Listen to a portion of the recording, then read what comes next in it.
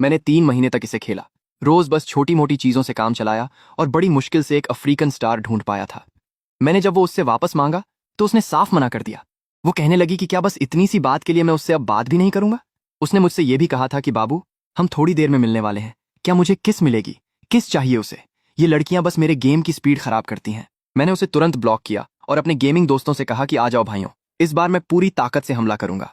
उधर वो एयरपोर्ट पर परेशान होकर सोच रही थी कि हम कब मिल रहे हैं, और जब उसे पता चला कि मैं अभी भी ऑनलाइन गेम खेल रहा हूं तो उसने गुस्से में मुझे टाइप किया कि बाबू, ये सब क्या है, तुमने मुझे ब्लॉक क्यों किया, क्या मैंने कुछ गलत किया जो तुम नाराज हो। पर मेरे दिमाग में तो बदला चल रहा था। मैंने उससे पूछा कि क्या तुम्हें हमारी पहली मुलाकात याद है।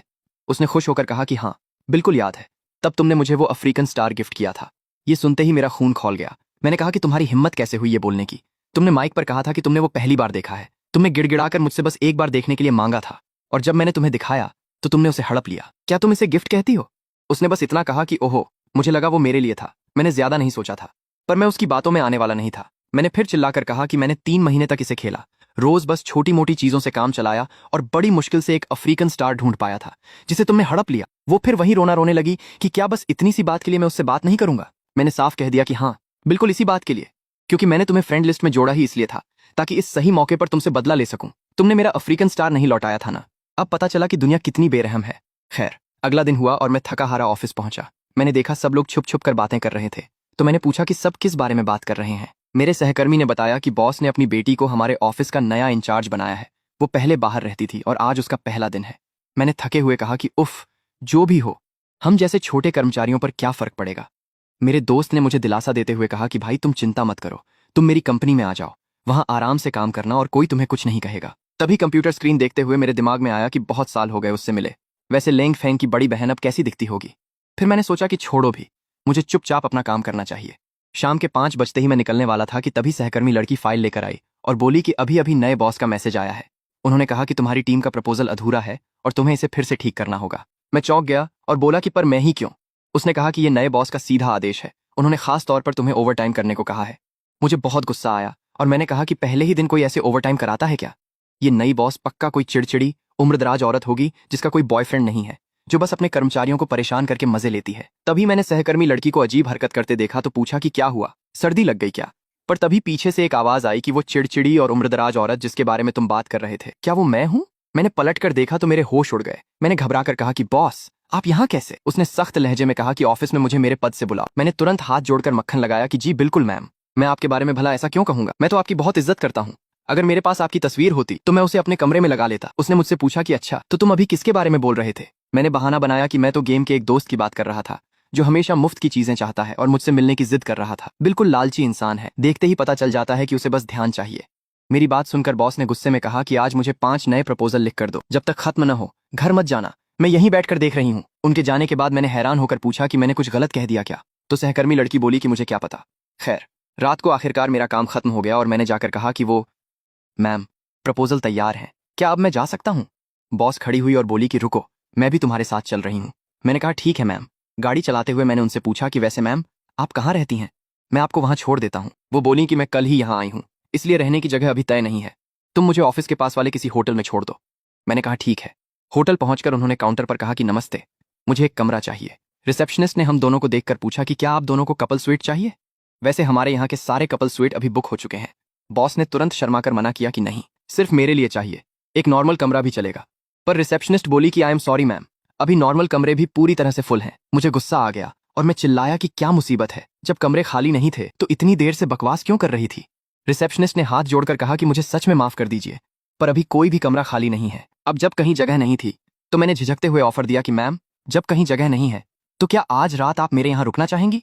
वो तुरंत मान गई और बोली कि ठीक है। मैं तो हैरान रह गया। वो आगे बढ़ी और बोली कि अब वहां खड़े होकर क्या सोच रहे हो, चलो। मैं उनके पीछे भागा कि ओह ओह आया मैम। रास्ते में गाड़ी चलाते हुए मैंने माहौल हल्का करने के लिए पूछा कि वैसे मैम, मुझे लगता है कि आप भी वही गेम खेलती हैं, क्या हम गेम में फ्रेंड बन सकते हैं, कभी साथ में खेलेंगे। उन्होंने तिरछी नजरों से मुझे देखा और पूछा कि क्या तुम सच में मुझे ऐड करना चाहते हो। मैंने मुस्कुराते हुए कहा कि आप इतनी हड़बड़ी में आई कि रहने की जगह भी नहीं ढूंढी, आपने पहले क्यों नहीं बताया, मैं पहले ही आपके लिए कोई अच्छी जगह ढूंढ देता।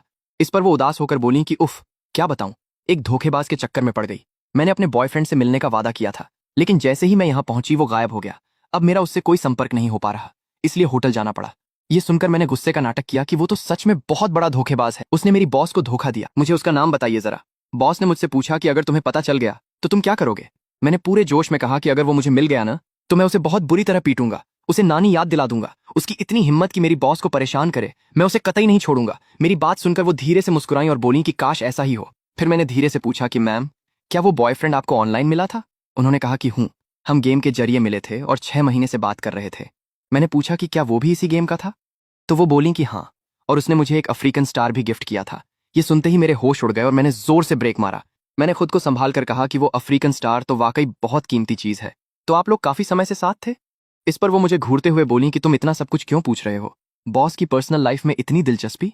मैंने बात टाली कि नहीं, मैं तो बस ये सोच रहा था कि वो धोखेबाज कौन हो सकता है। तब उन्होंने एक रहस्यमयी मुस्कान के साथ कहा कि तुम्हें बहुत जल्द पता चल जाएगा। मैं डर गया कि इसका क्या मतलब है, मुझे जल्द कैसे पता चलेगा। खैर, हम मेरे घर पहुंचे और उन्होंने मुझसे पूछा कि क्या तुम घर पर हमेशा गेम खेलते रहते हो। मैंने झेंपते हुए कहा कि कभी कभार खेल लेता हूँ, थोड़ा बिखरा हुआ है, बुरा मत मानिएगा। फिर मैंने कहा कि मैम आप बैठिए, मैं आपके लिए बगल वाला कमरा साफ कर देता हूँ। वो बोली हूँ, पर कमरे में चादर बिछाते हुए मुझे शक हुआ और मैंने सोचा कि नहीं, मुझे एक बार चेक करना ही पड़ेगा। मैंने दबे पांव आकर कंप्यूटर पर गेम लॉगिन किया और देखा कि अरे, मेरी वो गेम वाली फ्रेंड तो ऑनलाइन है। मैं राहत की सांस लेते हुए मुस्कुराया कि मैं भी न खामख्वाह खुद को डरा रहा था। तभी अचानक बॉस मेरे पीछे आकर खड़ी हो गई और बोली कि सब साफ हो गया क्या। मैं डर कर उछल पड़ा और कीबोर्ड छुपाते हुए बोला कि हाँ, सब ठीक है मैम, आप आराम कर सकती हैं, कल मैं घर ढूंढने में मदद करूंगा। उन्होंने मेरी स्क्रीन की तरफ देखा और पूछा कि हूँ, वैसे तुम अभी क्या देख रहे थे। मैंने झूठ बोला कि कुछ नहीं मैम, बस इंटरनेट स्क्रॉल कर रहा था। वो पास आई और बोली कि सच में, मुझे तो लगा तुम्हारी स्क्रीन पर अभी कोई गेम खुला हुआ था। मैंने दोनों हाथ हिलाकर मना किया कि नहीं, बिल्कुल नहीं, आपको कोई गलतफहमी हुई है। आप अभी तक सोई नहीं। वो बोली कि हूँ, नींद नहीं आ रही थी। तो मैंने मुस्कुराकर ऑफर दिया कि तो मैम, क्या मैं भी आपके साथ गेम में शामिल हो जाऊं, हम साथ खेलेंगे। उन्होंने गेम रोका और मेरी तरफ गंभीरता से देखकर पूछा कि क्या तुम सच में मेरे साथ खेलना चाहते हो। मैंने खुश होकर कहा कि बिल्कुल मैम, आपके साथ गेम खेलना तो मेरे लिए सम्मान की बात होगी। उन्होंने पूछा कि तुम्हारी आईडी क्या है। मैं सोच में पड़ गया कि बाप रे, अगर ये वही निकली तो। मुझे अपनी असली आईडी नहीं, छोटी आईडी देनी चाहिए, इसलिए मैंने अपनी फेक आईडी बताई कि मेरी आईडी है हाजी फेंग का बदला। ये सुनते ही वो चौंक कर मुझे देखने लगी, फिर खुद को संभाल कर कीबोर्ड पर टाइप किया और बोली कि ठीक है, मैंने रिक्वेस्ट भेज दी है, जाओ और एक्सेप्ट करो। मैं खुश होकर अपने कमरे की तरफ भागा कि ओह अच्छा, मैं अभी अपना कंप्यूटर ऑन करता हूँ। अरे यार, मैंने जैसे ही गेम खोला मेरे होश उड़ गए। ओह तेरी, ये तो सच में वही है। तभी बॉस ने मुझसे पूछा कि क्या कर रहे हो तुम। मैंने घबराकर झूठ बोल दिया कि कुछ नहीं मैम, बस आपकी ये गेम आईडी काफी अच्छी लग रही है। वो बोली कि अच्छा, ये तो मेरा छोटा अकाउंट है, मैं बड़े अकाउंट पर ज्यादा नहीं आती। ये सुनते ही मेरे तो तोते उड़ गए। ओ भाई, इसका मतलब इनका कोई बड़ा अकाउंट भी है। मैंने धीरे से पूछा कि वैसे मैम, आपकी बड़ी आईडी का क्या नाम है। उन्होंने मुस्कुराते हुए कहा कि नहीं बताऊंगी, तुम जल्दी से रेडी हो जाओ, मैं मैच शुरू करने वाली हूँ। मैंने जैसे ही हेडफोन लगाया, मेरे दिमाग में बातें घूमने लगीं कि अगर ये सच में वही है तो इन्होंने आज जिस धोखेबाज के बारे में बताया वो कोई और नहीं बल्कि मैं ही हूँ। इन्होंने यह भी कहा था कि मुझे बहुत जल्द सब पता चल जाएगा। तो क्या इन्हें पहले से ही सब मालूम है। नहीं, मेरा वो पुराना अकाउंट और ये वाला अकाउंट बिल्कुल अलग है, ये दोनों को आपस में कभी नहीं जोड़ पाएंगी। हाँ, ऐसा ही होगा। तभी बॉस अचानक चिल्लाई कि क्या कर रहे हो तुम, थोड़ा ध्यान से नहीं खेल सकते। मैंने हड़बड़ाकर कहा कि ओह अच्छा जी मैम। अगला दिन हुआ और मैं सोकर उठा। आंखें मलते हुए जैसे ही मैं बाहर आया, मैंने देखा कि बॉस डाइनिंग टेबल पर बैठी हैं। मैंने चौंक कर पूछा कि मैम, ये नाश्ता आपने बनाया है। वो बोली कि नहीं, नीचे दुकान से खरीदा है, तुम्हारे लिए भी ले आई। मैंने खुश होकर कहा कि थैंक यू मैम, और मैं मजे से बंस खाने लगा। तभी उन्होंने मुझसे पूछा कि तुम रोज बस ये इंस्टेंट नूडल्स ही खाते हो क्या। मैं चौंक गया और मुंह में बंस दबाए पूछा कि आपको कैसे पता। वो बोली कि कचरे के डिब्बे में 3 खाली पैकेट्स पड़े हैं, मैं कोई अंधी नहीं हूं। मैं चुपचाप नाश्ता करने लगा। फिर हम दोनों कार से ऑफिस के लिए निकले। रास्ते में उन्होंने मुस्कुराते हुए पूछा कि कल तुम कह रहे थे कि तुम बहुत बड़े हैंडसम स्टार हो। मैंने झेंपते हुए कहा कि वो तो मैं बस ऐसे ही कह रहा था मैम, आप सीरियस मत होइए। वो हंसते हुए बोली कि हाँ, लग भी नहीं रहा, कोई हैंडसम लड़का रोज नूडल्स खाकर गंजा नहीं होता। मैंने चिढ़कर कहा कि मैं गंजा नहीं हूं। वो बोली कि बस होने ही वाले हो। ऑफिस पहुंचकर मीटिंग शुरू हुई। बॉस ने प्रपोजल्स देखना शुरू किया। उन्होंने एक फाइल फेंक कर कहा कि ये नहीं चलेगा, दोबारा करो। फिर दूसरी फाइल देखी और बोली कि ये बहुत पुराना तरीका है, दोबारा करो। तीसरी फाइल देखते ही चिढ़कर बोली कि ये फॉन्ट बिल्कुल अच्छा नहीं है, दोबारा करो। उन्होंने पूरी टीम को घूरते हुए पूछा कि अभी जो मैंने प्रपोजल्स देखे वो किसने बनाए थे। हमारे सीनियर ने खड़े होकर कहा कि मैम, ये सारे प्रपोजल्स अकेले इसी ने तैयार किए हैं। बॉस ने मेरी तरफ उंगली उठाई और कहा कि आज ऑफिस खत्म होने से पहले मुझे 5 अलग अलग स्टाइल के नए प्रपोजल्स चाहिए। उनके तेवर देखकर पूरी टीम सन्न रह गई। वो खड़ी हुई और बोली कि आज की मीटिंग यहीं खत्म होती है, सब लोग काम पर लगो। उनके जाते ही सहकर्मी लड़की हंसते हुए मेरे पास आई और बोली कि लगता है तुमने पिछली बार बॉस के बारे में जो बातें कही थीं वो उन्हें अच्छे से याद है। मैं थक कर डेस्क पर सिर रखकर बुदबुदाया कि किसे पता था कि वो इतनी बड़ी बदला लेने वाली औरत निकलेगी। फिर मैं चुपचाप कंप्यूटर पर काम करने लगा। तभी फोन पर एक कॉल आई। मैंने देखा कि बॉस के भाई का फोन था। मैंने कॉल उठाया तो वो बोला कि भाई, सुना है मेरी बहन तुम्हारे ऑफिस आई है। मैंने कहा कि हाँ, वो बिल्कुल मेरे बगल वाले केबिन में बैठी है। वो हंसते हुए बोला कि फिर तो तुम भगवान भरोसे ही हो भाई। वो बचपन में एक गुड़िया के खोने पर 6 महीने तक बदला लेती रही थी। और हाँ, एक और बात है, मेरी बहन को हाल ही में किसी ऑनलाइन दोस्त ने धोखा दिया है, जिससे उसका मूड बहुत खराब है।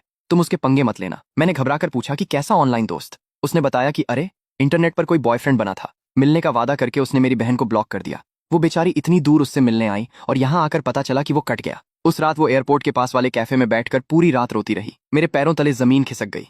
मैंने कांपती आवाज में पूछा कि तुम्हें तुम्हें ये सब कैसे पता। उसने कहा कि उसकी सहेली ने मुझे बताया था कि वो उस रात बहुत रोई थी। मैंने अपनी बहन को आज तक कभी रोते हुए नहीं देखा। तुम नहीं जानते वो कितनी स्ट्रांग है। वो लड़का तो साला कचरा है। मुझे बस एक बार उसका पता चल जाए, मैं उसकी टांगें तोड़ दूंगा। वैसे तुम भी तो वही गेम खेलते हो ना, जरा ढूंढना। उस साले की आईडी का नाम पुबा पावदाओजई है। मिले तो मेरी तरफ से 2-4 गालियां सुना देना। मैंने कांपते हुए कहा ठीक है। फोन रखते ही मैं अपनी कुर्सी पर पीछे गिरा। मेरी हालत खराब हो चुकी थी। मन में अब तो मैं गया। अगर बॉस को पता चल गया कि वो ऑनलाइन बॉयफ्रेंड मैं ही हूं, तो वो मुझे जिंदा नहीं छोड़ेंगी। वो तो मेरी खाल उधेड़ देंगी। मैंने खुद को संभाला कि शांत रह, अब ज्यादा नहीं सोचना चाहिए। शाम को मैं फाइलें लेकर उनके केबिन की तरफ बढ़ा। मैंने दरवाजा खोला और अंदर गया। वो अपने लैपटॉप पर काम कर रही थीं। उन्होंने बिना देखे कहा कि फाइल टेबल पर रख दो। मैंने फाइल रखते हुए कहा कि जी मैम, प्रपोजल तैयार है। मैं जाने लगा तो उन्होंने कहा कि जरा रुको। मैं पलटा और डरते हुए मुस्कुराया कि जी मैम, और कोई हुक्म। उन्होंने मुझे घूरते हुए कहा कि कल तुम कह रहे थे कि अगर तुम्हें पता चल जाए कि मुझे धोखा देने वाला वो लड़का कौन है तो तुम क्या करोगे। मेरी घिघी बंध गई। मैंने अटकते हुए कहा कि उसे उसे पीटूंगा मैम, उसे मजा चखा दूंगा। वो अपनी कुर्सी से उठकर मेरे करीब आईं और रहस्यमयी ढंग से मुस्कुराकर बोली कि अच्छा, पर क्या होगा अगर वो लड़का कोई और नहीं बल्कि तुम ही हो। मेरा गला सूख गया। मैंने हंसने की कोशिश की कि मैम, आप भी क्या कह रही हैं। उन्होंने मेरी आंखों में आंखें डालकर कहा कि मैंने कहा अगर वो धोखेबाज कोई और नहीं, तुम ही हो तो। मैंने अपना सिर खुजलाते हुए कहा कि मैम, आप मजाक मत कीजिए। मैं भला ऐसा कैसे कर सकता हूं। वो मुस्कुराई और कंप्यूटर स्क्रीन की तरफ इशारा करके बोली कि अच्छा, तो फिर मुझे ये समझाओ कि तुम्हारे कंप्यूटर की स्क्रीन पर शैलुओ वूशेंग नाम के फ्रेंड की चैट हिस्ट्री का फोल्डर क्या कर रहा है। मेरा चेहरा सफेद पड़ गया। मन में ओह तेरी, इसने मेरे कंप्यूटर को कब हैक कर लिया। मुझे पहले ही सारा डेटा डिलीट कर देना चाहिए था। वो आराम से मेरी कुर्सी पर बैठ गईं। मेरी सिट्टी पिट्टी गुम थी। वो मुस्कुराते हुए बोली कि अब दो अपनी सफाई। मैंने हाथ जोड़कर कहा कि वो मैम, आप मेरी बात सुनिए। वो गुस्से में बोली कि कहो। मैंने डरते हुए कहा कि इस सब की शुरुआत आपकी तरफ से हुई थी। आपने ही तो गेम में मेरा वो अफ्रीकन स्टार चुराया था। उन्होंने अपने बाल पीछे किए और आंखों से घूरते हुए पूछा कि और फिर। मैंने अपनी आंखें बंद की और सच उगल दिया कि फिर मैंने आपसे बदला लेने के लिए आपको फ्रेंड लिस्ट में ऐड किया, आपसे प्यार का नाटक किया, मिलने का बहाना बनाया, और ये सब सिर्फ इसलिए किया ताकि जब आप सबसे ज्यादा खुश हों तो मैं आपको ब्लॉक करके वो दर्द दे सकूं जो मुझे हुआ था। ये सुनकर उनका चेहरा गुस्से से लाल हो गया। मैंने हाथ आगे बढ़ाकर कहा कि पर मैम, मुझे कसम से नहीं मालूम था कि वो लड़की आप ही थीं, और मुझे तो बिल्कुल अंदाजा नहीं था कि आप इस बात पर रो पड़ेंगी। वो गुस्से में टेबल पर हाथ मारकर खड़ी हुई और चिल्लाईं कि किसने कहा कि मैं रोई थी। मैं डरकर पीछे हटा और धीरे से बोला कि वो लेंगे फेंग ने बताया था। उन्होंने गुस्से में अपने दांत भींचे और मुक्का मारकर कहा कि उस बड़े मुंह वाले को तो मैं देखूंगी। मैं तुरंत 90 डिग्री झुक गया और गिड़गिड़ाने लगा कि ma'am, I am really sorry. मुझसे बहुत बड़ी भूल हो गई। मुझे आपके इमोशंस के साथ ऐसा खिलवाड़ नहीं करना चाहिए था। मुझे लगा था कि वो कोई अनजान लड़की है। अगर मुझे जरा भी अंदाजा होता कि वो आप हैं तो मैं सपने में भी ऐसा नहीं करता। उन्होंने चश्मा ठीक किया और साफ कहा कि बहुत हुआ, अब तुम बाहर जाओ। मैंने सहम कर कहा मैम, तो वो चिल्लाकर बोली कि मैंने कहा बाहर जाओ। मैं चुपचाप सिर झुकाकर केबिन से बाहर आ गया। जैसे ही मैं अपनी डेस्क पर बैठा, बॉस के भाई का फिर से कॉल आया। उसने पूछा कि भाई, सुना है मेरी बहन ऑफिस में किसी पर चिल्ला रही थी। वो कौन है, कहीं तुम तो नहीं। मैंने रोनी सूरत बनाकर कहा कि भाई, मैं तो गया, मुझसे बहुत बड़ी गलती हो गई। मुझे तुमसे कुछ जरूरी बात करनी है, जरा शांत होकर सुनो। उसने कहा कि हाँ बोलो। मैंने गहरी सांस ली और कहा कि असल में वो पुबा पावदाओजई मैं ही हूं। ये सुनते ही फोन के दूसरी तरफ से वो पागलों की तरह चिल्लाया कि ओह तेरी, मैं तेरी जान ले लूंगा साले। पूरा ऑफिस मेरी तरफ देखने लगा। मैं अपनी सीट पर डर के मारे दुबक गया। मैंने फोन पर रोते हुए कहा कि भाई, मेरी बात तो सुनो, मुझे नहीं पता था कि वो तुम्हारी बहन है। उधर से वो चिल्लाता रहा कि मैं अभी ऑफिस आ रहा हूं और तेरी टांगें तोड़ दूंगा, और उसने फोन काट दिया। मेरा फोन हाथ से छूट गया। मैं पूरी तरह बर्बाद हो चुका था। मन में अब तो मेरा ये दोस्त भी गया। तभी ऑफिस का दरवाजा खुला और वो गुस्से में 2 गार्ड्स को लेकर अंदर आया। उसने पूरे ऑफिस में मुझे ढूंढा और गुस्से में चिल्लाया कि ये शैन। वो मेरे पास आया और दहाड़ा कि तुम बाहर निकलो अभी। तभी केबिन का दरवाजा खुला और बॉस बाहर आई। उन्होंने गुस्से में पूछा कि ये क्या बकवास है। उनका भाई बोला कि दीदी, आप बीच में मत आइए, आज तो मैं इसे नहीं छोड़ूंगा, मैं इसे मजा चखा कर रहूंगा। बॉस ने उसे घूरते हुए पूछा कि वजह। वो बोला कि वजह, दीदी, आपको गेम में धोखा देने वाला साला यही है। ऐसे नीच इंसान को तो अभी सबक सिखाना चाहिए। मैं अपनी डेस्क पर डर के मारे टाइप करने का नाटक करने लगा। बॉस ने गुस्से में अपने भाई की तरफ देखा और चिल्लाई कि तुम अपना मुंह बंद करो। फिर पूरे ऑफिस की तरफ देखकर बोली कि सब लोग क्या देख रहे हैं, अपने काम पर वापस जाओ। उन्होंने अपने भाई का हाथ पकड़ा और केबिन की तरफ खींचते हुए कहा कि अंदर चलो। फिर मेरी तरफ मुड़कर बोली कि और तुम भी अंदर आओ। मेरे पैरों तले जमीन खिसक गई। मन में अब तो मैं सच में गया, बात बहुत ज्यादा बिगड़ चुकी है। मैं डरते डरते केबिन के अंदर गया और दरवाजा बंद कर दिया। बॉस ने हाथ बांधकर अपने भाई से कहा कि इस मामले को मैं खुद देखूंगी, तुम इसमें बीच में मत पड़ो। उनका भाई गुस्से में बोला कि दीदी, आप इसे इतनी आसानी से कैसे छोड़ सकती हैं। बॉस ने अपनी आंखें बड़ी की और सख्त आवाज में कहा कि मैंने कहा ना, मैं संभाल लूंगी। उनका भाई मेरे पास आया। उसने गुस्से में अपने दांत भींचे और मुझे धमकी देते हुए कहा कि अगर तूने मेरी दीदी को दोबारा परेशान करने की कोशिश की तो मैं तुझे इस शहर में रहने लायक नहीं छोड़ूंगा। याद रखना। मैंने घबराकर हाथ जोड़े कि नहीं भाई, अब ऐसा कभी नहीं होगा, बिल्कुल नहीं होगा। वो गुस्से में दरवाजा पटक कर बाहर चला गया। मैंने डरते हुए कहा कि वो, मैम, मैं हर सजा भुगतने के लिए तैयार हूं। आप जो कहेंगी मैं वो करूंगा, बस मुझे माफ कर दीजिए। उन्होंने मुस्कुराते हुए मेरी तरफ देखा और पूछा कि कुछ भी करोगे। मैंने आंखें बंद की और हिम्मत जुटाकर कहा कि हाँ मैम, कुछ भी। वो अपनी कुर्सी पर पीछे झुकी और मुस्कुराते हुए बोली कि तो ठीक है, आज से तुम मेरे पर्सनल ड्राइवर हो, रोज मुझे ऑफिस लाओगे और घर छोड़ोगे। मैंने कहा ठीक है। वो आगे बोली कि और रोज दोपहर को मेरे लिए लंच लेकर आओगे, और हाँ, रोज खाना अलग होना चाहिए, कुछ भी रिपीट नहीं होना चाहिए। मैंने कहा ठीक है। वो मेरे करीब आई और हाथ बांधकर बोली कि और हर रात तुम मेरे साथ गेम खेलोगे, जब तक मैं ऑनलाइन हूं। तुम गेम बंद नहीं कर सकते, समझे। मैंने कहा ठीक है। वो फिर एक शातिर मुस्कान के साथ बोली कि और सबसे जरूरी बात, तुम्हें मुझे गेम के अंदर पूरे 1000 अफ्रीकन स्टार गिफ्ट करने होंगे। ये सुनकर मेरे होश उड़ गए। मैंने हकलाते हुए कहा कि 1000? फिर कड़क आवाज में पूछने लगी, ये काम तुमसे क्यों नहीं हो सकता। नौकरी प्यारी थी, इसलिए मैंने भी तुरंत कहा, हो जाएगा बॉस, मैं करके दिखाऊंगा। काम का वादा तो कर लिया, लेकिन उसकी खातिरदारी में मुझे सुबह से ही लगना पड़ता था। अगली सुबह मैं एक स्ट्रीट स्टॉल पर गया और गर्मा गर्म बाउजी पैक करवा रहा था। वहां की आंटी मुझे रोज देखती थी, इसलिए हंसकर बोली, फिर से अपनी गर्लफ्रेंड के लिए ब्रेकफास्ट ले जा रहे हो। मैंने मुस्कुराकर कहा, नहीं आंटी, ये तो मेरी बॉस के लिए है। ब्रेकफास्ट लेकर मैं सीधे उसके घर पहुंचा। दरवाजा खुलते ही उसकी नजर बाउजी पर गई और उसके चेहरे पर हल्की मुस्कान आ गई। आज ब्रेकफास्ट में बाउजी? उसने पूछा। मैंने कहा, जी बॉस, पिछली बार आपने कहा था कि आपको ये पसंद है। इसके बाद हम ऑफिस के लिए निकल गए। मैं गाड़ी चला रहा था और वो पीछे आराम से बैठी थी। ऑफिस पहुंचते ही मेरा काम शुरू हो गया, कभी फ्रूट प्लेटर लगाना, कभी पानी रखना। तभी मेरा चश्मे वाला कॉलीग पास आया और बोला, ये चैन, क्या तुम सच में बॉस लैंग के पर्सनल असिस्टेंट बन गए हो। मैंने थके हुए अंदाज में कहा, लगभग ऐसा ही समझ लो। वह हंसते हुए बोला, तो सैलरी भी बढ़ गई होगी। मैंने सिर हिलाया, उल्टा कम हो गई है। वह हैरान रह गया। अगले दिन बॉस लैंग मुझे शॉपिंग के लिए मॉल ले गई। वह आगे आगे चल रही थी और मैं सारे शॉपिंग बैग्स उठाए उसके पीछे था। कुछ देर बाद मैंने पूछा, बॉस लैंग, क्या आपको प्यास लगी है? मैं मिल्क टी लेकर आता हूं। उसने हल्के से सिर हिला दिया। मैं मिल्क टी लेने लाइन में लग गया। तभी किसी ने पीछे से मेरे कंधे पर हाथ रखा। मुड़कर देखा तो सामने मेरी कॉलेज क्रश लिन शाओ खड़ी थी। वह मुस्कुराकर बोली, चैन, कितना बड़ा इत्तेफाक है। मैंने भी मुस्कुराकर कहा, लिन शाओ, बहुत दिनों बाद मिले। थोड़ी बातचीत के बाद उसने पूछा, सुना है तुम गू कॉर्पोरेशन में काम करते हो। मैंने कहा, हाँ, मार्केटिंग डिपार्टमेंट में। ये सुनते ही वह बोली, तो क्या तुम्हारी बॉस लैंग से अच्छी जान पहचान है? क्या तुम मेरी रिकमेंडेशन कर सकते हो? मैं उनके अंडर किसी प्रोजेक्ट में काम करना चाहती हूँ। मैं जवाब देने ही वाला था कि तभी बॉस लैंग वहां आ गई। उसने सीधे मेरा हाथ पकड़ लिया और लिन शाओ की तरफ देखा। फिर बोली, ये मेरा आदमी है, अगर इससे कोई काम है तो पहले मुझसे बात करो। लिन शाओ तुरंत घबरा गई। बॉस लैंग, नमस्ते। लेकिन बॉस लैंग ने कोई जवाब नहीं दिया और मेरा हाथ पकड़कर वहां से ले गई। रास्ते भर हम दोनों चुप रहे। मेरे हाथ में शॉपिंग बैग्स और मिल्क टी थी। मैंने पूछा, बॉस लैंग, आप अचानक वहां कैसे आ गईं? उसने कहा, मैं 10 मिनट से तुम्हारा इंतजार कर रही थी। मुझे लगा कहीं तुम गायब तो नहीं हो गए। मैंने हंसते हुए कहा, बस लाइन लंबी थी। वैसे क्या आप मुझसे नाराज हैं? उसने तुरंत कहा, नहीं। मैंने समझाने की कोशिश की, वो दरअसल मैं और लिन शाओ। लेकिन उसने बात काट दी। मैंने कहा ना, मैं नाराज नहीं हूं। उसके जवाब से साफ लग रहा था कि वह कुछ छिपा रही थी और मुझे समझ नहीं आ रहा था कि आखिर उसे इतनी परेशानी क्यों हो रही थी। ऑफिस के कैबिन में पहुंचते ही उसने अपना असली रंग दिखाया। मैंने कहा, बॉस लैंग, मिल्क टी ठंडी हो गई है। वह बोली, मुझे पता है। मैंने कहा, तो मैं आपके लिए दूसरा कप ले आता हूं। वह अचानक आगे झुकी और बोली, कोई जरूरत नहीं, पहले यह बताओ कि तुम्हारा उस लड़की के साथ क्या रिश्ता है। मैं कुछ पल चुप रहा, फिर सच बता दिया। वह मेरी यूनिवर्सिटी की क्लासमेट थी। कॉलेज में मैं उसे पसंद करता था, लेकिन बाद में हमारा कॉन्टैक्ट टूट गया। आज बस अचानक मुलाकात हो गई थी। मेरी बात सुनते ही उसका चेहरा बदल गया। आगे से तुम मुझसे बात नहीं करोगे। तुम मेरे पर्सनल ड्राइवर हो, मेरे पर्सनल डिलीवरी बॉय हो, और तुम्हारे पास दूसरों के कामों के लिए समय नहीं है। मैंने कहा, लेकिन बॉस। उसने तुरंत बात काट दी, कोई लेकिन नहीं, मैं दोबारा ऐसा कुछ नहीं देखना चाहती। फिर उसने फाइल्स उठाई और कहा, और आज से तुम्हें मेरे लिए लंच लाने की जरूरत नहीं है। अब से मैं रोज तुम्हारे साथ लंच करने जाऊंगी। यह सुनकर मैं चुप रह गया। अब लंच ब्रेक भी उसके साथ ही बिताना था। अगले दिन ऑफिस का माहौल थोड़ा अलग था। जब वह कॉरिडोर से गुजरी तो एक कॉलीग ने उसे विश किया। बॉस लैंग ने मुस्कुराकर गुड मॉर्निंग कहा। फिर वह सबके सामने आई और बोली, पिछले कुछ दिनों से आप सबने बहुत मेहनत की है, इसलिए मैं आप सभी के लिए एक स्पेशल गिफ्ट लाई हूं। वर्क खत्म होने के बाद एचआर ऑफिस से अपना गिफ्ट ले लेना। सभी एम्प्लॉइज खुश हो गए। तभी वही कॉलीग मेरे पास आई और धीरे से बोली, चैन, क्या बॉस लैंग को किसी से प्यार हो गया है? आजकल वो बहुत खुश दिखती हैं। मैंने कहा, वह खुश इसलिए हैं क्योंकि मुझसे पहले से ज्यादा काम करवाती हैं। लेकिन उसने सिर हिलाया। नहीं, मैंने नोटिस किया है।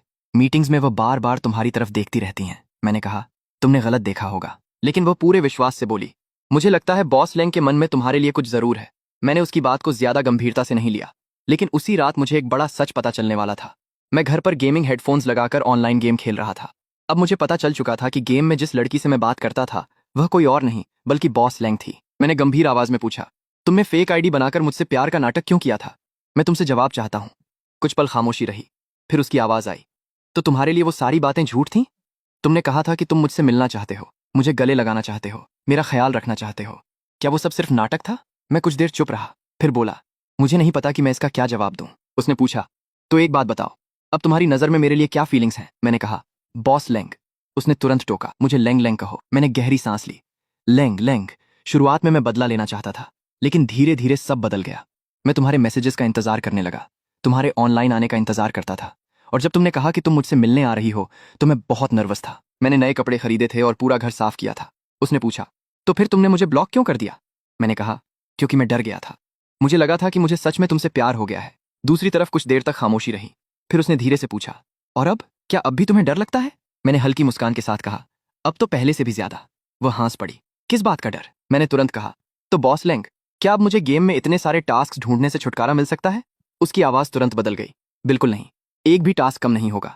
ये तुम्हारी तरफ से मेरे नुकसान की भरपाई है। उस पल मुझे समझ आ गया कि चाहे गेम हो या ऑफिस, बॉस लैंग हमेशा बॉस ही रहने वाली थी। अगले दिन ऑफिस पहुंचते ही बॉस लैंग ने मुझे एक नया काम दे दिया। उसने कहा, कंपनी के पास मेरे लिए एक अच्छा फ्लैट ढूंढो, रोज रोज होटल में रहना ठीक नहीं है। मैंने पूछा, कोई खास रिक्वायरमेंट? वो बोली, 2 बेडरूम, एक हॉल, पूरी तरह फर्निश्ड और कंपनी के बिल्कुल पास। मैं अपनी डेस्क पर लौट आया और फ्लैट्स ढूंढने लगा। काफी देर सर्च करने के बाद मुझे एक अच्छा फ्लैट मिल गया। मैं तुरंत उसके कैबिन में गया। उस समय वह अपनी सेक्रेटरी से बात कर रही थी। मुझे देखकर उसने कहा, क्या बात है? मैंने जवाब दिया, बॉस लैंग, फ्लैट मिल गया है, अगर आप चाहें तो अभी जाकर देख सकते हैं। वह खड़ी हो गई। ठीक है, चलते हैं। हम दोनों ऑफिस से बाहर निकल गए। जाते समय उसकी सेक्रेटरी हमें देखकर हल्का सा मुस्कुरा रही थी। कुछ देर बाद हम फ्लैट पर पहुंच गए। मैंने चारों तरफ देखते हुए पूछा, बॉस लैंग, आपको कैसा लगा? उसने पूरे फ्लैट को ध्यान से देखा और फिर कहा, ठीक है, इसे फाइनल कर दो। उसकी बात सुनकर मुझे राहत मिली। मैंने कहा, अच्छा, तो रेंट का भुगतान आप कब करेंगी? मेरी बात सुनते ही उसके चेहरे पर मुस्कान आ गई। फिर उसने मेरी तरफ देखते हुए कहा, भुगतान मैं क्यों करूंगी? मैं कुछ समझ नहीं पाया। उसने आराम से आगे कहा, यह तुम्हारी सजा है। इस फ्लैट का पूरे 1 साल का रेंट तुम भरोगे। कुछ सेकंड तक मैं उसे देखता रह गया, फिर तुरंत बोला, बॉस लैंग, मजाक मत कीजिए, इतना रेंट मैं कैसे भर सकता हूं?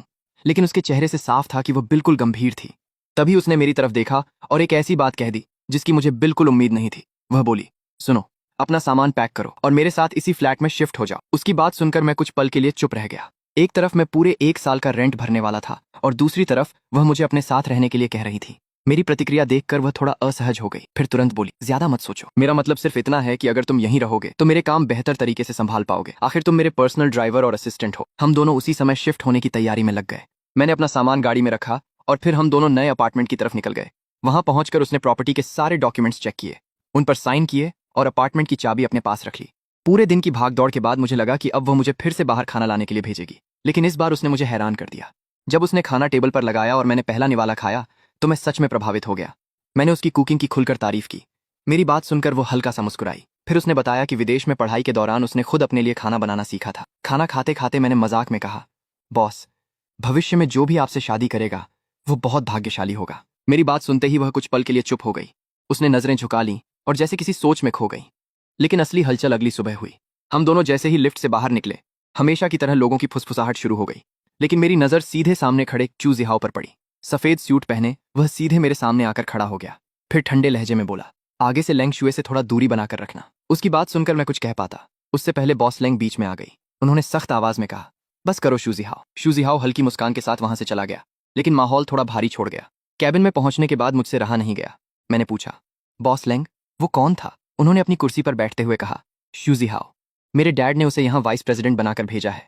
कॉलेज में वह मेरे साथ पढ़ता था। उनकी बात सुनकर मैं कुछ देर चुप रहा, फिर पूछ ही लिया, तो क्या आप दोनों काफी करीब हैं? मेरी बात सुनते ही उनके चेहरे पर हल्की मुस्कान आ गई। उन्होंने मेरी तरफ देखा और पूछा, तुम ये सब क्यों जानना चाहते हो? मैं तुरंत नजरें चुराने लगा और बात बदलने की कोशिश करने लगा। तभी बिना नॉक किए शूजिहाओ फिर कैबिन में आ गया। बॉस लैंग ने उसे टोकते हुए कहा, अंदर आने से पहले नॉक करना सीखो। उसने औपचारिक माफी मांगी और बोला, आज शाम 7 बजे एक बिजनेस कॉकटेल पार्टी है। तुम कंपनी में नई हो, इसलिए तुम्हें मेरे साथ चलना चाहिए। प्रोफेशनल कारणों से बॉस लेंग ने पार्टी में जाने की बात मान ली, लेकिन जब उसने कहा कि वह उन्हें पिक करने आएगा तो उन्होंने साफ मना कर दिया। जरूरत नहीं है, मैं खुद आ जाऊंगी। शू जिहाओ के जाने के बाद मेरा मन और भी बेचैन हो गया। मैं कैबिन से बाहर निकलकर कॉरिडोर में आ गया। तभी मेरे फोन पर बॉस लेंग के छोटे भाई का कॉल आया। उसने पूछा, क्या शू जिहाओ कंपनी में आ गया है? मैंने हाँ कहा तो वह तुरंत बोला, उससे सावधान रहना। कॉलेज में उसने 3 साल तक मेरी बहन का पीछा किया था, लेकिन दीदी ने कभी उसे भाव नहीं दिया। हमारी मॉम उसे सिर्फ इसलिए पसंद करती हैं क्योंकि वह अमीर परिवार से है। मैं ध्यान से उसकी बात सुनता रहा। फिर उसने कहा, और अब मुझसे यह मत कहना कि तुम्हें मेरी दीदी में कोई दिलचस्पी नहीं है। पिछली बार दीदी सिर्फ तुम्हारी वजह से रोई थी। अगर तुम अब भी उनकी फीलिंग्स नहीं समझ पा रहे हो तो सच में बहुत बड़े बेवकूफ हो। अच्छे से संभालना, रखता हूं। उसने फोन काट दिया। मैं परेशान होकर काम कर रहा था। तभी सहकर्मी लड़की आई और बोली, क्या हुआ? कीबोर्ड को इतने जोर से क्यों पीट रहे हो? मूड खराब है क्या? मैंने कहा, नहीं तो। वो मुस्कुराई, झूठ मत बोलो, तुम्हारी नाराजगी चेहरे पर साफ दिख रही है। और वो चली गई। मैं सोच में डूबा था। तभी अचानक बॉस पीछे आकर बोली, क्या सोच रहे हो? मैं चौंक गया। बॉस, आप पार्टी में नहीं गई? वो बोली, अभी जा रही हूं। तुम भी सामान समेटो और मेरे साथ चलो। मैंने पूछा, मुझे भी आना होगा? वो मुस्कुराई, बिल्कुल, तुम मेरे ड्राइवर जो हो। मैंने कहा, अच्छा। रास्ते में मैंने उनसे पूछा, मैम, वो लड़का, क्या पहले आप दोनों का कोई रिश्ता था? वो बोली, हाँ, वो मेरे पीछे पड़ा था। मैं समझ गया, ये तो उसके भाई ने भी बताया था। बॉस ने पूछा, वैसे तुम्हें वो कैसा लगा? मैंने कहा, ठीक ही है, हैंडसम है, अमीर है। बॉस ने पूछा, तो क्या मुझे हाँ कर देना चाहिए? मैंने तुरंत मना किया, नहीं, आपको मना कर देना चाहिए, वो बहुत बनावटी लगता है। वो मुस्कुराई, हाँ, पर वो तुमसे ज्यादा बदला लेने वाला तो नहीं है। मैं घबरा गया, मैम, वो बस एक गलतफहमी थी, बार बार वो बात मत लाइए। वो धीरे से मुस्कुराई।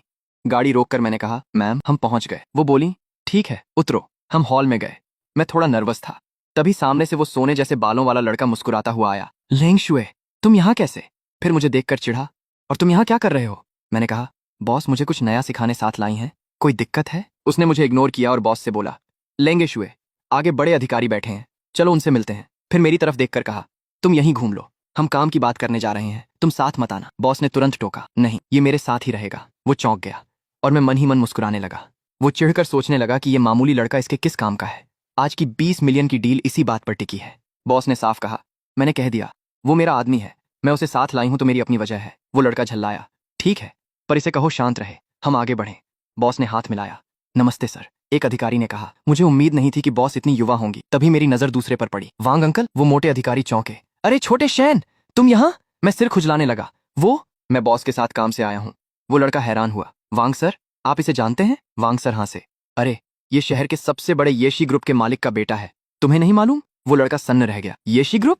बॉस भी मुस्कुराने लगी। वांग सर ने पूछा, छोटे शैन, तुम इस कंपनी में नौकरी क्यों कर रहे हो? मैंने कहा, मैं खुद के दम पर कुछ सीखना चाहता हूँ।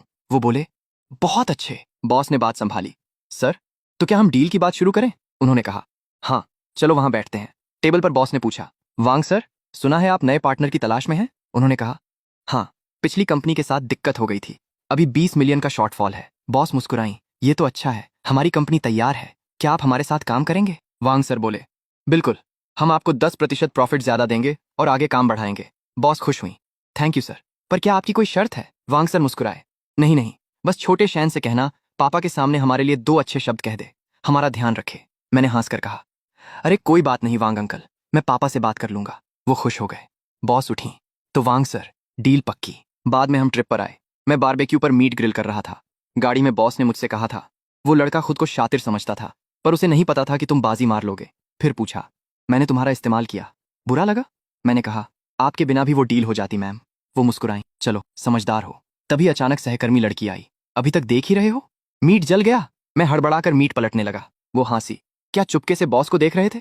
देखना है तो सामने से देखो। मैंने मसाला उठाया, ऐसा कुछ नहीं है, मैं काम के बारे में सोच रहा था। वो बोतल देखकर जोर से हंसी, झूठ मत बोलो, मसाले की बोतल ही उल्टी पकड़ी है। मैं शर्मिंदा हो गया। वो हंसती रही। तभी वो लड़का फलों की प्लेट लेकर बॉस के पास पहुंचा। लेंगे शुए, तुम्हारे लिए फल लाया हूं, खाकर देखो।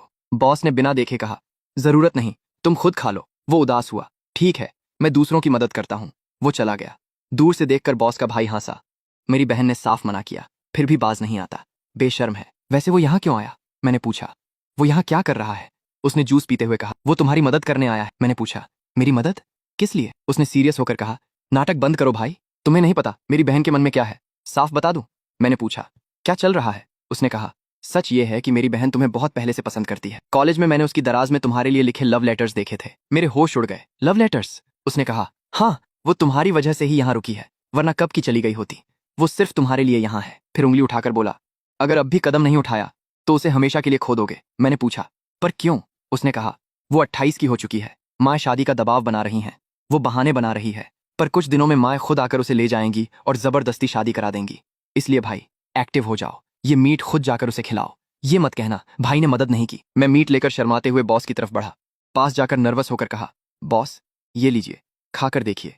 उन्होंने खाया, स्वाद चखा, फिर मुस्कुराई।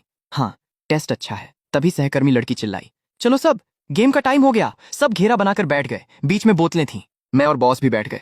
सहकर्मी लड़की बोली, आज हम ट्रूथ और डेयर खेलेंगे। बोतल जिसकी तरफ रुकेगी उसे सच बताना होगा या टास्क करना होगा। सब चिल्लाए, हाँ मजा आएगा। उसने बोतल घुमाई, वो बॉस के भाई पर रुकी। वो मुस्कुराया। लड़की बोली, लेंगे भाई, ट्रूथ या डेयर? उसने कहा, मैं डेयर चुनता हूं। लड़की बोली, तो किसी भी लड़की के सामने जाकर फ्लर्ट करो। सब शोर मचाने लगे। वो उठा और सहकर्मी लड़की के सामने गया। आंखों में देखकर पूछा, क्या तुम्हें मालूम है मेरा ब्लड ग्रुप क्या है? वो शर्माई। ए पॉजिटिव? उसने मुस्कुराकर कहा, नहीं, तुम मेरी मनपसंद हो। सब जोर से हंसने लगे। लड़की चिल्लाई, भागो यहां से। सब मजे ले रहे थे। लड़की बोली, चलो अब अगला नंबर। बोतल घूमी और बॉस की तरफ रुकी। सब शांत हो गए। लड़की बोली, बॉस। बॉस मुस्कुराई, कोई बात नहीं, मैं ट्रूथ चुनती हूं। पूछो। लड़की ने नर्वस होकर पूछा, मैम क्या आपकी लाइफ में कोई ऐसा है जिसे आप पसंद करती हैं? सब देखने लगे। बॉस ने मेरी तरफ देखा और मुस्कुराई, हाँ है। बॉस ने मेरी आंखों में देखकर कहा, मैं उसे बहुत लंबे समय से पसंद करती हूं, बस उसे अंदाजा ही नहीं है। लड़की बीच में आई, वाह, पता नहीं वो खुशकिस्मत कौन है। खैर, अगला राउंड। बोतल घूमी और मेरी तरफ रुकी। सब हंसने लगे। मैं घबरा गया। लड़की बोली, शैन तुम्हारी बारी, ट्रूथ या डेयर? मैंने बॉस की तरफ देखा। मैं ट्रूथ चुनता हूं। लड़की ने पूछा, तो बताओ, क्या तुम भी किसी को पसंद करते हो? मेरे हाथ पांव कांपे। हाँ करता हूं। सब चिल्लाए, कौन है, नाम बताओ। लड़की ने सबको शांत किया। रुको, एक एक करके। शैन, क्या वो लड़की अभी यहां मौजूद है? मैंने बॉस को देखा। हाँ यही है। लड़की ने पूछा, क्या तुमने कभी उसके साथ अकेले डिनर किया है? मैंने कल का दिन याद किया। हाँ किया है। लड़की ने पूछा, क्या तुमने उसे कोई गिफ्ट दिया है? मैंने उस अफ्रीकन स्टार को याद किया। हाँ समझो दिया ही है। लड़की ने पूछा, तो क्या उसने वो गिफ्ट रखा? मैंने कहा, हाँ रख लिया। लड़की ने आखिरी सवाल पूछा, शैन बस ये बताओ तुम्हें उससे प्यार कब हुआ? मैंने मुस्कुराते हुए बॉस को देखा। मुझे खुद नहीं मालूम कब हुआ, पर हाँ मैं उससे बहुत प्यार करता हूँ।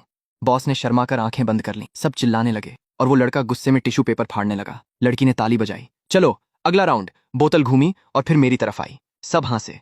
मैं हैरान रह गया। लड़की बोली, आज तुम्हारा दिन खराब है शैन, इस बार तुम्हें डेयर करना होगा। तैयार हो? मैंने कहा, हाँ। उसने फोन देखा, तो तुम्हारा डेयर ये है कि तुम्हें अपने राइट साइड बैठी लड़की की आंखों में पूरे 30 सेकंड तक देखना होगा। तभी उसने अचानक अपने फोन में टाइमर चालू किया और एक अजीब सी शर्त रख दी। उसने कहा कि तुम्हारे दाहिनी तरफ जो भी खड़ा है तुम्हें पूरे 30 सेकंड तक बिना पलक झपकाए उसकी आंखों में देखना होगा।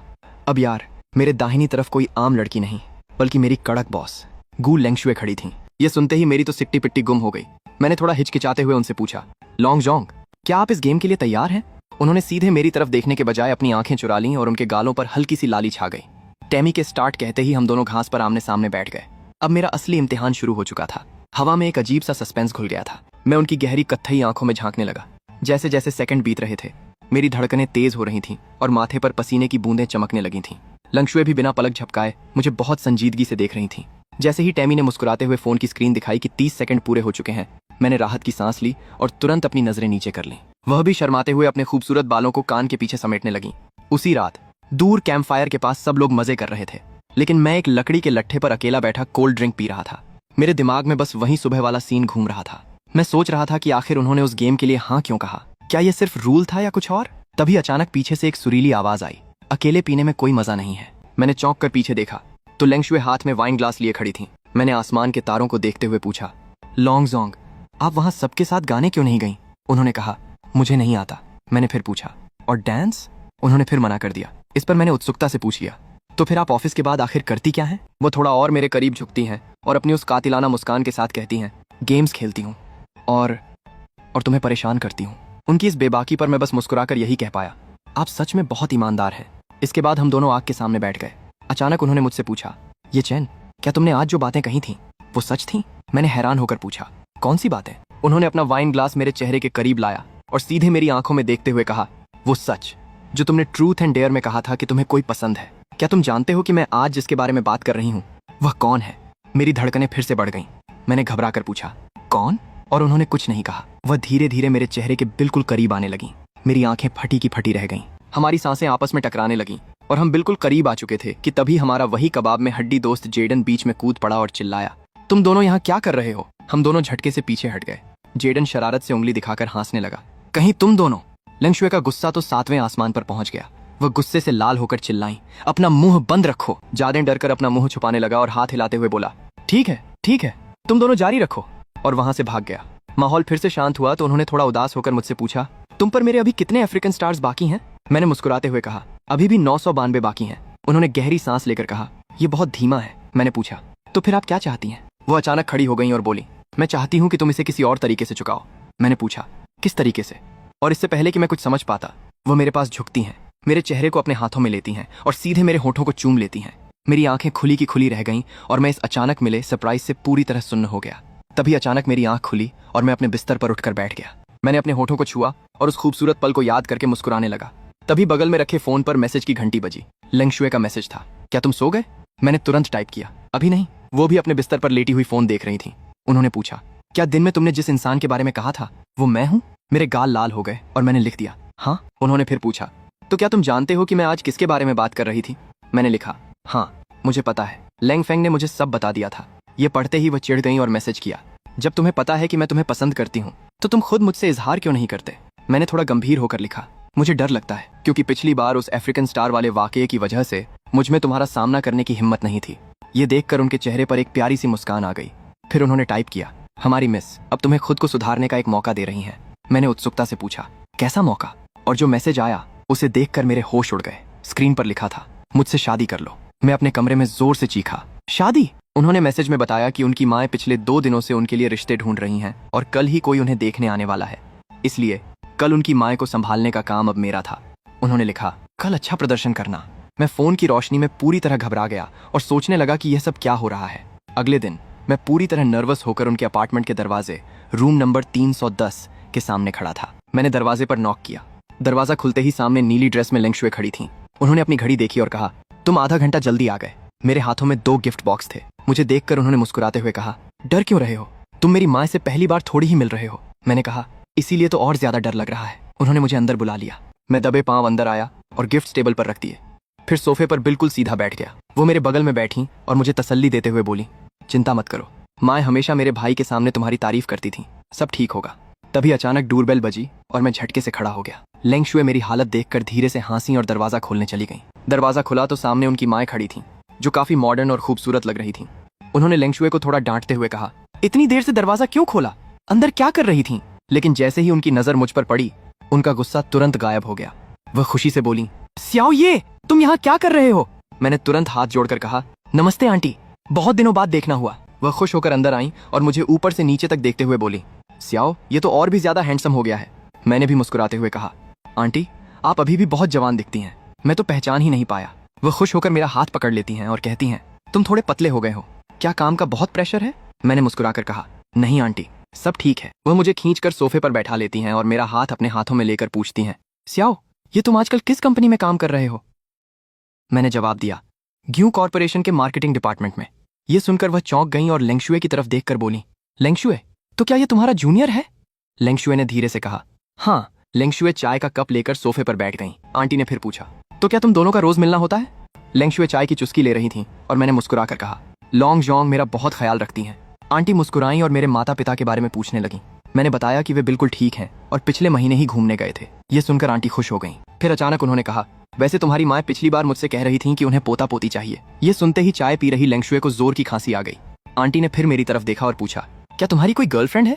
हम दोनों एकदम चुप हो गए। ये देखकर आंटी हंसने लगी और बोली, अभी भी इतने शर्मीले हो? चलो मैं तुम्हारी एक अच्छी लड़की से पहचान करवाती हूँ। मेरी सहेली की बेटी बहुत खूबसूरत और पढ़ी लिखी है। बस ये सुनते ही लेंगशुए से रहा नहीं गया। वह तुरंत सोफे से उठी, सीधे मेरे पास आई और मेरा हाथ अपने हाथों में कसकर पकड़ लिया। आंटी यह देखकर पूरी तरह हैरान रह गईं। लेंगशुए ने पूरी गंभीरता से अपनी माँ की आंखों में देखते हुए कहा, हम दोनों रिलेशनशिप में हैं। सच में हमें काफी समय हो चुका है। आंटी ने हैरान होकर मेरी तरफ देखा। स्याओ ये क्या ये सच है? मैंने लेंगशुए की तरफ देखा। उनकी आंखों में मेरे लिए पूरा भरोसा था। मैंने भी हिम्मत जुटाई और कहा, हाँ आंटी ये सच है, मैं लेंगशुए से बहुत प्यार करता हूँ। ये सुनते ही आंटी का चेहरा खुशी से खिल उठा। वह तालियां बजाकर हंसने लगी और बोली, मुझे तो पहले से ही पता था, तुम दोनों जब छोटे थे तभी मैंने ताड़ लिया था। मेरी बेटी हमेशा तुम्हें चुपके से देखा करती थी। यह सुनते ही लेंगशुए का पूरा चेहरा लाल हो गया। माँ, आंटी हंसते हुए बोली, अब तो मान गई ना। आखिरकार मैंने ही उसे जन्म दिया है, मुझे सब पता रहता है। लेंगशुए शर्म के मारे अपना चेहरा छुपा लेती हैं और मैं बस मुस्कुराने लगता हूँ। कुछ देर बाद आंटी अपना पर्स उठाती हैं और खड़ी हो जाती हैं। वह मुस्कुराते हुए कहती हैं, ठीक है, अब मुझे कुछ नहीं पूछना, तुम दोनों समझदार हो, अपने फैसले खुद कर सकते हो। लेंगशुए हैरानी से पूछती हैं, माँ, क्या आप मुझे अब उस रिश्ते के लिए मजबूर नहीं करेंगी? आंटी हंसते हुए कहती हैं, कैसा रिश्ता? जब तुम्हें अपनी पसंद का लड़का मिल गया है तो मैं क्यों बीच में आऊंगी? शाओ, ये बहुत अच्छा लड़का है। वो जाने के लिए मुड़ती हैं तो मैं कहता हूँ, आंटी आप इतनी जल्दी जा रही हैं, थोड़ा और बैठिए ना। आंटी मुस्कुराकर कहती हैं कि उन्हें अपनी सहेलियों से मिलने जाना है। फिर दरवाजे पर रुककर प्यार से कहती हैं, सियाओ, ये वीकेंड पर घर आना, मैं तुम्हारे लिए खास सूप बनाऊंगी। मैं खुशी खुशी हाँ कर देता हूँ। दरवाजा बंद होते ही हम दोनों वापस सोफे पर बैठ जाते हैं। मैं राहत की सांस लेकर पूछता हूँ, लेंगशुए, क्या आंटी सच में हमारे रिश्ते के लिए मान गई? वह मेरी तरफ मुड़ती हैं और अपनी खूबसूरत आंखों से मुझे देखते हुए पूछती हैं, क्यों, क्या तुम मेरे साथ नहीं रहना चाहते? मैं घबराकर तुरंत हाथ हिलाता हूँ, नहीं नहीं, मेरा वो मतलब नहीं था, मुझे बस यकीन नहीं हो रहा कि यह सब इतनी जल्दी हो गया। वो मुस्कुराते हुए मेरे हाथों को थाम लेती हैं। तो अब यकीन हुआ? हम दोनों एक दूसरे की आंखों में देखते हैं और मेरे चेहरे पर एक सच्ची मुस्कान आ जाती है। अगले ही पल वो मेरे गले लग जाती हैं और मेरे कंधे पर सिर रखकर धीरे से कहती हैं, तो अब तुम्हें मुझे डेट पर ले जाना होगा। मैं मुस्कुराकर पूछता हूँ, डेट? कहाँ जाना है? वो तुरंत खुश होकर कहती हैं, कल तुम मुझे अम्यूजमेंट पार्क ले चलोगे। अगले ही दिन हम दोनों हाथों में हाथ डाले मॉल में घूम रहे थे। इसके बाद हम एक रेस्टोरेंट में बैठे जहाँ लेंगशुए अपने हाथों से मुझे खाना खिलाने लगी और मुस्कुराते हुए बोली, आ करो। मैं थोड़ा शर्माया, लेकिन उनकी मुस्कान देखकर अपना मुंह खोल ही दिया और आखिर में हम दोनों अम्यूजमेंट पार्क के सबसे बड़े रोलर कोस्टर पर बैठे थे। जैसे ही रोलर कोस्टर तेजी से नीचे गिरा, लेंगशुए खुशी से अपने दोनों हाथ हवा में उठाकर चिल्लाने लगी, जबकि मैं डर के मारे जोर जोर से चीख रहा था। लेकिन जो भी हो, बॉस के साथ शुरू हुआ यह सफर अब मेरी जिंदगी के सबसे खूबसूरत और यादगार रिश्ते में बदल चुका था। रोलर कोस्टर का सफर खत्म होते ही उसने तुरंत फोन निकाला और बोली, चलो एक सेल्फी लेते हैं। मैं उसके पास गया और हमने उस पल को कैमरे में कैद कर लिया। फिर हम चेरी ब्लॉसम के फूलों से सजे रास्ते पर हाथ पकड़कर दौड़ने लगे। उड़ती पंखुड़ियों और उसकी हंसी ने उस पल को और खूबसूरत बना दिया। कुछ देर बाद हम एक कपड़ों के शोरूम में थे। लेंगशु गुलाबी ड्रेस पहनकर बाहर आई और मुस्कुराकर बोली, कैसी लग रही हूँ? मैंने थम्स अप दिखाया, बहुत खूबसूरत। इसके बाद हम मूवी देखने गए। अंधेरे हॉल में मैंने उसका हाथ थाम लिया। उसने मेरी तरफ देखा, फिर मुस्कुराकर अपना सिर मेरे कंधे पर रख दिया। घर लौटने के बाद उसने कहा, अब हमारी शादी तय हो गई है, इसलिए दोनों परिवार साथ में डिनर करेंगे। मैं चौंक गया, दोनों परिवार? हाँ, तुम्हारे मम्मी पापा भी आएंगे। ये सुनते ही मैं घबरा गया और तुरंत पापा को फोन लगाने बालकनी में चला गया। फोन उठते ही मैंने कहा, पापा, मैं और ग्यू लेंगशु अब साथ हैं। कुछ पल चुप रहने के बाद उन्होंने पूछा, लेंगशु, लेंग झेंडोंग की बेटी? जी। अगले ही पल वह जोर से हंस पड़े, वाह बेटा, बूढ़े लेंग की बेटी को पटा लिया। मैं हैरान रह गया, आपको कोई आपत्ति नहीं है? उन्होंने हंसते हुए कहा, क्यों होगी, लेंग मेरा पुराना दोस्त है, उसकी बेटी को बचपन से जानता हूँ, वह हमारे परिवार के लिए बिल्कुल सही है। मेरे दिल से बड़ा बोझ उतर गया। मैंने पूछा, इस वीकेंड डिनर है, आप और मम्मी आएंगे? बिल्कुल आएंगे, तेरी माँ तो कब से पोता पोती का इंतजार कर रही है। पापा, अभी शादी भी नहीं हुई, आज नहीं तो कल हो ही जाएगी। इतना कहकर उन्होंने फोन रख दिया। मैं मुस्कुराते हुए वापस आया। लेंगशु ने पूछा, पापा ने क्या कहा? मैंने मजाक में कहा, उन्होंने कहा कि मैंने अपनी औकात से बड़ी छलांग लगा दी। वह मुस्कुराई, ऊंची छलांग अच्छी होती है, इससे पता चलता है कि पसंद कितनी अच्छी है। मैं बस उसे देखता रह गया। आखिरकार वह वीकेंड भी आ गया। हम दोनों एक शानदार रेस्तरां के कॉरिडोर से गुजर रहे थे। मैंने ब्लैक सूट पहना था और लेंगशु लेवेंडर गाउन में बेहद खूबसूरत लग रही थी। मैंने पूछा, नर्वस हो? बिल्कुल नहीं। तो बार बार बाल क्यों ठीक कर रही हो? यहाँ हवा चल रही है। मैं हंस पड़ा, पूरा कॉरिडोर बंद है, हवा कहाँ से आएगी? वह मुझे घूरने लगी और मैं मुस्कुराने लगा। तभी जेडन सामने से आता हुआ बोला, ओहो, दूल्हा दुल्हन खुद स्वागत कर रहे हैं। हम दोनों एक साथ बोले, अपना मुंह बंद रखो। तभी मेरे मम्मी पापा भी वहां पहुंच गए। मम्मी ने लेंगशु को देखते ही उसका हाथ पकड़ लिया। लेंगशु, तुम तो पहले से भी ज्यादा सुंदर हो गई हो। नमस्ते आंटी। मम्मी हंस पड़ी, अब भी आंटी कहोगी? पापा ने मुस्कुराकर कहा, थोड़ा धीरे, कहीं बच्ची डर न जाए। मम्मी बोली, जब ये छोटी थी तभी मैंने कह दिया था कि एक दिन ये हमारी बहू बनेगी। तभी कमरे के दरवाजे खुले और अंकल लेंग अंदर आए। पापा आगे बढ़े और दोनों पुराने दोस्तों की तरह गले मिले। बहुत दिनों बाद मुलाकात हुई।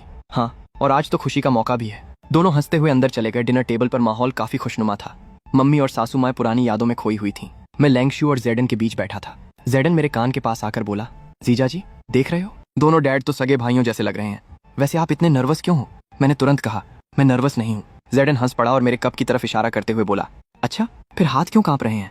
मैंने झट से हाथ टेबल के नीचे कर लिया। तभी लेंगशु ने धीरे से मेरा हाथ पकड़ लिया और मेरी सारी घबराहट गायब हो गई। तभी अंकल लेंगे खड़े हुए और अपना ग्लास उठाकर बोले, आज की दावत मेरी तरफ से है। लेंगशु बचपन से ही बहुत चुनिंदा रही है। मुझे हमेशा चिंता रहती थी कि इसे इसके लायक कोई मिलेगा भी या नहीं, लेकिन खुशी है कि इसने आखिरकार मेरे पुराने दोस्त के बेटे को चुना। फिर उन्होंने मेरी तरफ देखकर हंसते हुए कहा, वैसे दोस्त, तुम्हारा बेटा सीधा सादा तो है ना? पापा भी हंस पड़े। सीधा कहाँ है, बड़ा शरारती है। अंकल लेंग ने सिर हिलाया। शरारती बच्चे ही आगे चलकर कुछ बड़ा करते हैं और तुम्हारी परवरिश पर मुझे पूरा भरोसा है, इसलिए मैं इस रिश्ते को दिल से मंजूरी देता हूँ। ये सुनकर मेरे चेहरे पर मुस्कान आ गई। मम्मी बोली, देखा, हमारे समधी ऊपर से सख्त हैं लेकिन दिल के बहुत अच्छे हैं। सासू माँ हंसकर बोली, सही कहा, जब श्याओ ये छोटा था तब भी इन्हें बहुत पसंद था। अंकल लेंगे हल्का सा मुस्कुराए। चलो अब पुरानी बातें छोड़ो और खाना खाओ। दोनों माताओं ने अपने ग्लास टकराए और बोली, तो ये रिश्ता पक्का हुआ। पूरे टेबल पर खुशी की लहर दौड़ गई। खाना खत्म होने के बाद हम सब रेस्तरां के बाहर खड़े थे।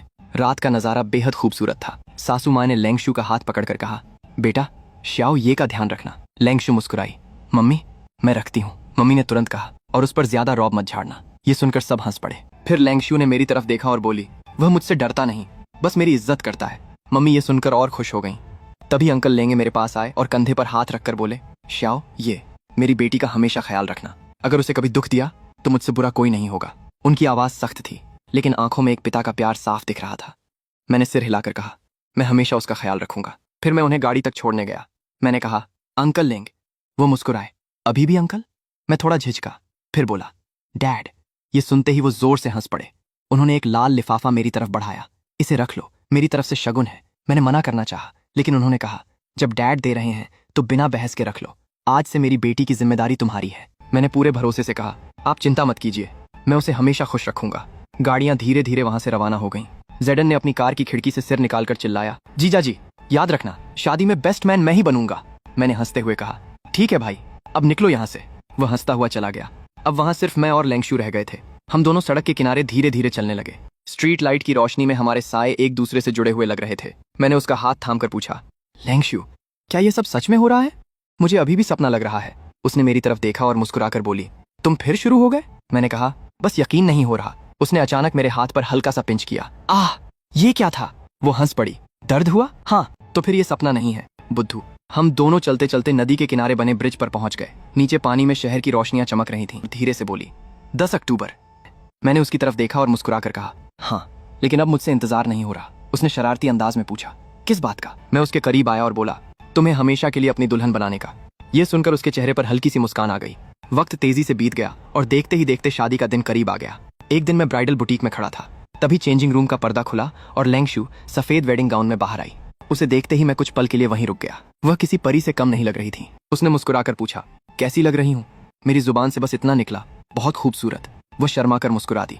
फिर मेरे पास आकर बोली, चलो अब शादी करते हैं। मैंने उसका हाथ पकड़ लिया और मुस्कुराकर कहा, चलो। आखिरकार वह खास दिन भी आ गया। चर्च सफेद फूलों और रोशनी से सजा हुआ था। चारों तरफ मेहमान बैठे थे और माहौल खुशियों से भरा था। मैं और लेंगशु हाथों में हाथ डाले रेड कारपेट पर आगे बढ़ रहे थे। हर तरफ तालियां गूंज रही थीं। जेडन भी पूरे जोश में खड़ा होकर हमारा हौसला बढ़ा रहा था। हम दोनों वेदी के सामने आकर रुक गए। लेंगशु ने मेरी आंखों में देखा। उसकी आंखों में खुशी के आंसू चमक रहे थे। उसने धीमी आवाज में पूछा, ये चेन, आज के बाद तुम मुझे कभी अकेला नहीं छोड़ोगे ना? मैंने उसके आंसू पोंछते हुए कहा, कभी नहीं, अब मेरी पूरी जिंदगी तुम्हारे साथ है। अगले ही पल पादरी के आशीर्वाद के बीच हमने अपने रिश्ते को हमेशा के लिए स्वीकार कर लिया और हमारे नए सफर की शुरुआत हो चुकी थी। बॉस और कर्मचारी के रिश्ते से शुरू हुई यह कहानी अब हमेशा के लिए प्यार और विश्वास के बंधन में बदल चुकी थी।